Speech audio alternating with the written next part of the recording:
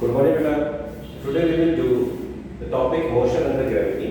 आपको पता है कि अगर कोई बॉडी फ्रीली फॉल कर रही है तो जो एक्सेलरेशन ड्यू टू ग्रेविटी है वही उसका एक्सेलरेशन हो जाए।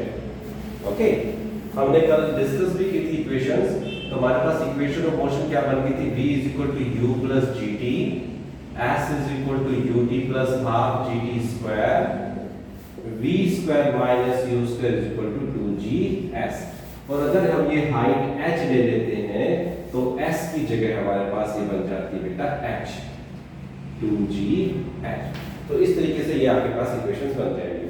Now if the body is dropped, if the body is dropped, अगर वो ड्रॉप की गई है बेटा, then its initial velocity is equal to 0 and the equation of motion will become v = gt, h = half gt square and v square = 2gh।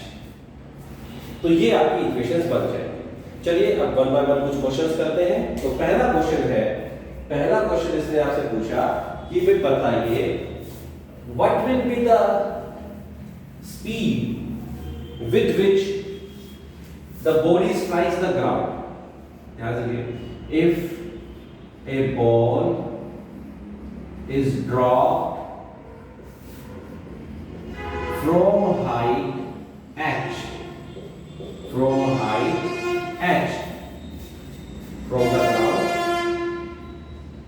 from the ground, ठीक है। then दो question, first with which velocity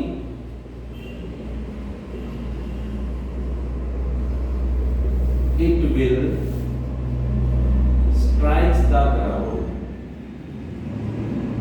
पहला question. दूसरा, after how much time will it strike the ground? These are the two questions। ये दो question इसने आपसे पूछे भाई। क्या क्या क्वेश्चन पूछे आपसे? आपसे पहला क्वेश्चन पूछा कि अगर रही आपके पास कोई ड्रॉप बॉल है, वो h हाइट से ड्रॉप की जा रही है, तो बताइए किस वेलोसिटी से ग्राउंड पे स्ट्राइक करेगी। और दूसरी बात क्या पूछी?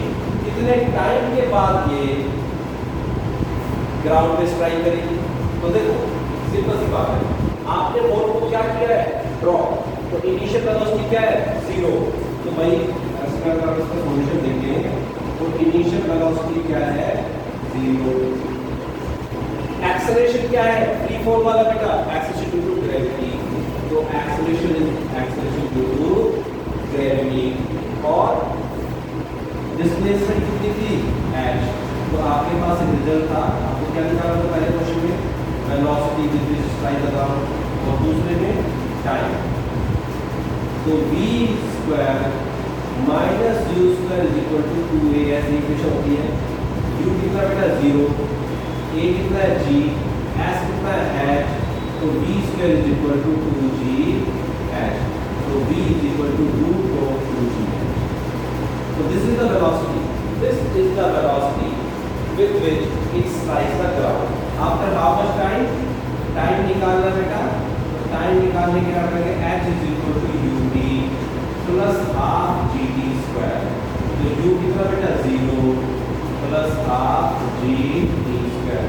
तो 2h divided by g is equal to t square, और t is equal to √2h by is equal to √2h by g।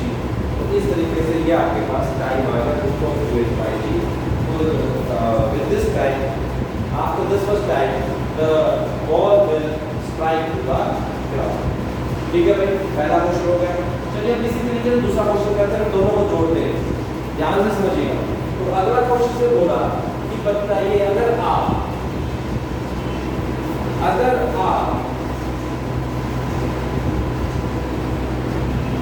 Ball को थ्रो करते हैं अपवर्ड डायरेक्शन,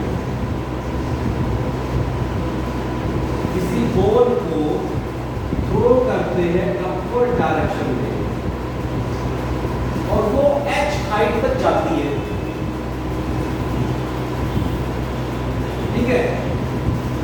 तो देखिए क्या कह रहा है question, if A ball is throne upward, if a ball is thrown upward and it reaches to height h, height h तक पहुंचती है ना, and after it falls down, and after it falls down, and after that ball falls down. Question ने पूछा first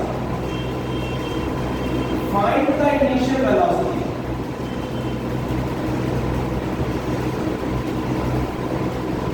with which it is thrown. Second, the time taken by the ball reach the ground. देखिए अभी जो आपने पहला question किया था, पहले क्वेश्चन में आपने क्या किया था, बॉल को ऊपर से ड्रॉप किया, बॉल को जब ऊपर से ड्रॉप किया तो किस वेलोसिटी से ग्राउंड में स्ट्राइक कर गई थी, रूट ऑफ 2g है, कितने टाइम के बाद 2h/g, यही था बेटा। अब देखिए अभी इस क्वेश्चन में देखते हो, अभी आपने क्या किया, पहले उसको h हाइट से ड्रॉप किया, तो कितने टाइम में स्ट्राइक की, कितने टाइम कितनी वेलोसिटी से स्ट्राइक किया, और अगर आप इसको ऊपर की तरफ थ्रो करते हैं, अब आप बॉल को किधर थ्रो कर रहे हैं, with some variation velocity u upward की तरफ थ्रो किया, तो एक्सेलरेशन क्या हो जाएगा बेटा -g, और final velocity at maximum height क्या हो जाएगी 0। तो you have to find out the initial velocity, कि किस इनिशियल वेलोसिटी से आप उसको ऊपर की तरफ फेंके कि वो सिर्फ h हाइट तक जाए, उससे ऊपर ना जा पाए। तो भाई देखो फिर किस वेलोसिटी फेंकेंगे, देखिए सॉल्यूशन करते हैं। फर्स्ट हमारे पास इफ आपको गिवन क्या है, u तो निकालनी है, आपको डिस्प्लेसमेंट गिवन है h, final velocity 0, a minus e, तो क्या फॉर्मूला बनेगा v² - u² = 2as, तो v की वैल्यू 0 - u² - 2gh, तो -u² = -2gh, माइनस से माइनस कैंसिल, u की वैल्यू रूट ऑफ 2g है। इधर से टाइम के लिए क्या करेंगे, v = u + at कर दो, या s = u + ½ at², जो भी आपके पास है। बाकी अगर हमने u निकाल लिया तो v = u + at कर दे, u = root of 2gh - gt, तो gt = root of 2gh, g = root of 2gh/g, और ये आ जाएगा root of 2gh divided by g², एक से रूट ऑफ 2h/g।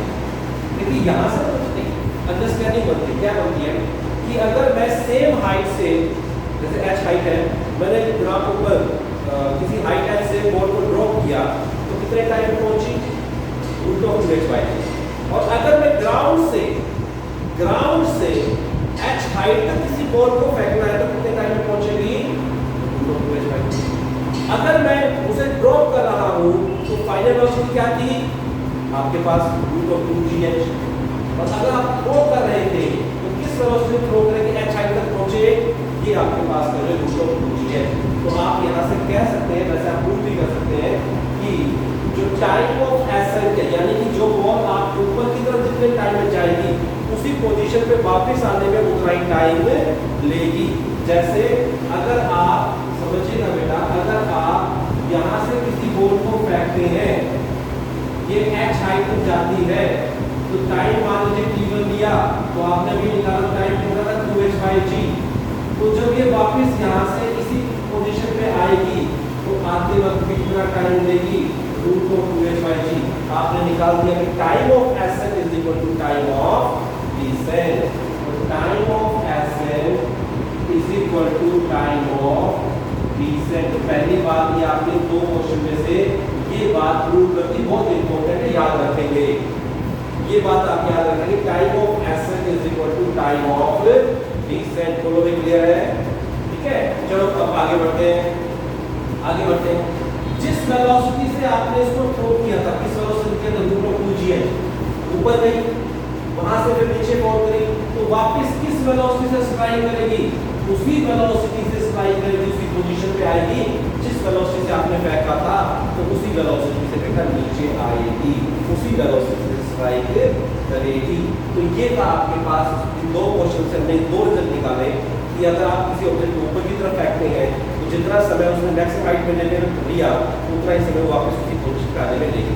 दूसरा, जिस वेलोसिटी से आपने थ्रो किया था उसी वेलोसिटी से वापस उसी लेवल पे आएगी, अगर सिर्फ और सिर्फ अगर वो एक्सेलरेशन ड्यू टू ग्रेविटी यानी ग्रेविटी के इफेक्ट के अकॉर्डिंगली वो मोशन उसका है और कोई अलग से फोर्स उसके ऊपर नहीं है, तब ये कंडीशन आपकी सेटिस्फाई होगी। दोनों मिनट क्लियर है? अब ये सिंपल सा होगा, ये सिंपल से फॉर्मूले आपने कर रखे हैं, तो इस तरीके से अब मैं आपको कुछ क्वेश्चन दूंगा जिसको आपको सोल्व करना है, ठीक है? वो क्वेश्चन आपको सेंड करूंगा मैं, तो उन क्वेश्चंस को आप सोल्व करेंगे और उनसे देखेंगे जो क्वेश्चन आपसे नहीं निकलते वो आप अपने अगले क्लास में पूछेंगे, ठीक है बेटा? That's all for today. अब बाकी क्वेश्चंस को आप ट्राई कीजिए। Okay, thank you and have a nice day.